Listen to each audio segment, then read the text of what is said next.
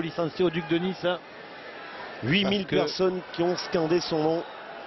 Ah, il doit y avoir de l'émotion chez la famille, il doit y avoir de l'émotion chez les amis, chez sa compagne évidemment. La Belgique et à l'Italie de nous rejoindre. Chapeau bas.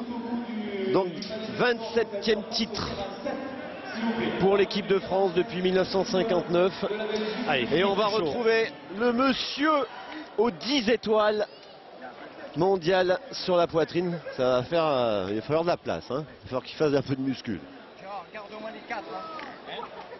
Philippe Suchot avec Marc-Alexandre. Philippe Suchot, c'est fait, hein. C'est fait, travail accompli. Je me souviens qu'un jour tu as déclaré, quand tu étais 8 fois champion du monde, faire comme quand tu es 8 fois ou gagner un seul titre, c'est la même chose. Aujourd'hui, c'est le 10e. Est-ce que ça change quelque chose? C'est le 10e, voilà. C'est un contre-rond, c'est ce qu'on disait tout à l'heure. Donc c'est super de l'avoir fait. Et je remercie tout le monde, le public qui a été super. Ma mère qui est là pour la première fois, donc je suis vraiment content d'avoir gagné devant elle parce qu'elle n'a jamais vu gagner un seul titre. Donc je suis vraiment content pour ça. Ma femme, mes enfants, tout le monde. Eh oui, parce que maman Suchot était là en 97 à Montpellier, mais ce jour-là, vous aviez capoté. Hein. On avait perdu contre Michel Lois en 97. Non, contre Briand, Milly et Rannik. Et là, je suis vraiment heureux qu'elle m'ait vu gagner au moins une fois dans ma vie. Alors, c'était important de gagner parce que tu avances dans l'âge et dans la carrière. C'est pas sûr qu'une nouvelle sélection pour les championnats du monde dans 2 ans se profile à l'horizon. Donc, il fallait gagner aujourd'hui. Hein. Il fallait gagner pour tout le monde, il fallait gagner pour moi, pour Dylan, surtout pour son premier. Lui, je pense que c'est le début d'une grande série et j'espère qu'il prendra une belle relève derrière moi. Bravo, bravo. Hein. Merci. Eh oui, pas sûr qu'il fasse les prochains championnats du monde, Philippe Suchot. Quoi qu'il peut rendre des services, mais on ne voit pas quand même au jour d'aujourd'hui comment on pourrait l'enlever. Hein. Laurent, je ne veux pas présager ce qui va arriver, mais je ne vois pas comment cette équipe pourrait être changée. C'est une certitude. Et surtout que le Boursicot est champion du monde de tir. Alors surtout si Marc-Alexandre peut enchaîner les interviews, les réactions, voilà, Henri avec le fiston. Bravo Henri, bravo. Henri Lacroix, toi qui es d'habitude si impassible, si imperturbable, on t'a vu très ému. Hein. Oui, très ému parce que moi c'est pareil, c'est vrai que c'est mon 8e, donc je suis très fier et c'est vrai à Marseille, on se languissait de ce moment-là parce qu'on savait que ça allait être très chaud. Le public a confirmé, public très chaud et je suis très heureux parce que c'est le premier championnat du monde où il y a ma femme et mes enfants avec moi. Donc je leur dédie mon titre. Et puis pour toi, le Varois d'origine, de résidence, gagner ici à Marseille un maillot arc-en-ciel, c'est quasiment jouer à domicile. Ah ben c'est sûr, moi j'ai que 45 minutes de route après pour rentrer à la maison. C'est à domicile et je remercie quand même tout le public d'avoir été vraiment à 100% avec nous. Ils ont été très bien. On pensait que ça allait être pire, on s'est trompé. On s'en excuse, mais on a tout fait pour les rendre heureux. Alors même question qu'à Philippe, tu avances dans la carrière, tu es considéré depuis plusieurs années comme le meilleur joueur du monde, mais il y a du renouvellement en équipe de France, les jeunes frappent à la porte et l'avenir en bleu-blanc-rouge sera peut-être compliqué. Ah ben c'est sûr que l'avenue bleu-blanc-rouge sera compliquée, mais moi je laisse volontiers ma place aux jeunes. Je ne serai pas jaloux tant qu'ils me pourront jouer un petit peu avec eux et gagner un ou deux concours à droite à gauche. Au contraire, c'est vrai que quand on voit ce qu'il a fait Dylan sur ce championnat du monde, il le mérite vraiment, c'est un garçon qui est formidable, je l'adore. 8e étoile, félicitations. Merci Marc, à bientôt. Eh oui, il nous manque plus que Dylan à regarder. Oh, elle est belle. Elle est belle cette image. Ah oui, il a dit, hein, Henri, il y avait sa femme et ses enfants, et on voit Jessie en pleurs. Ouais. Et celui qui a été ovationné et qui a fait un premier championnat du monde exceptionnel. Beaucoup de fierté aussi du côté du Mans, du côté de Bruno et de Sandrine, et Gavin et Mendy aussi, ses deux frères. Dylan Rocher. Dylan Rocher, 3e titre mondial, le premier chez les seniors, c'est formidable. Hein. C'est vrai que c'est super, j'attendais ça depuis longtemps et puis c'est arrivé, donc voilà, super, incroyable. Et puis alors surtout, on t'a vu d'une sérénité totale pendant ces 4 jours de compétition, un niveau de jeu énorme, des carreaux en veux-tu en voilà, aucune pression. Hein. Bah si, c'est vrai qu'il y avait quand même de la pression devant tout le public et devant les grosses parties, mais c'est vrai que j'ai aussi à bien gérer, puis on s'est soudé avec les 3, donc voilà, super content.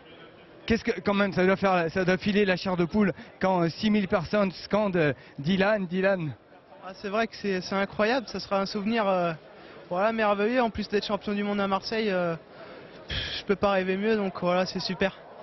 c'est vraiment le début cette fois d'une très longue et très grande et très belle carrière. Ouais, je sais pas, mais en tout cas, je l'aurais eu celui-là et je courrais plus après, donc voilà, c'est super.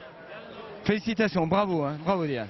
Ah oui, on peut être que sous le charme de ce garçon qui a été étincelant pour son premier championnat du monde. On se posait beaucoup de questions. Est-ce qu'il allait tenir la pression au milieu de ces deux monstres sacrés de la pétanque?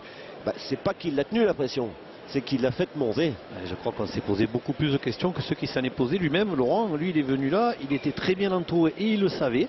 Et je crois qu'on peut féliciter Philippe Suchot et Henri Lacroix de l'avoir, et même Bruno Le Boursicot évidemment, de l'avoir bien soutenu, de l'avoir bien encadré sur les rares moments où peut-être il a pu douter, mais ils étaient là pour le calmer. Bruno Le Boursicot qui lui a déjà son maillot de champion du monde acquis samedi soir en tir de précision. Avec Bruno Le Boursicot et un maillot de champion du monde sur les épaules sans le voir gagner celui-là aujourd'hui. Ah oui, aujourd'hui non, c'est vrai que c'est de tous les championnats du monde que j'ai fait, toutes les finales, c'est la première fois que je jouais pas. C'est super dur parce que je suis trop habitué à jouer, c'est vrai, et là d'être sur le banc, je vis la finale autant qu'eux, la partie autant qu'eux. Je pense qu'on a dû me voir me lever, me crier dessus et tout. Mais voilà, je suis super content. On avait une très belle équipe, donc voilà, de rester sur le banc, c'était pas grave. Moi j'ai fait le tir hier, donc il fallait que je me repose pour le tir. Et puis bon, après je les ai laissés tous les trois parce qu'ils ont fait un truc énorme. Donc voilà. À la fin de la partie, on t'a vu les larmes aux yeux. C'est énormément chargé d'émotions. Hein.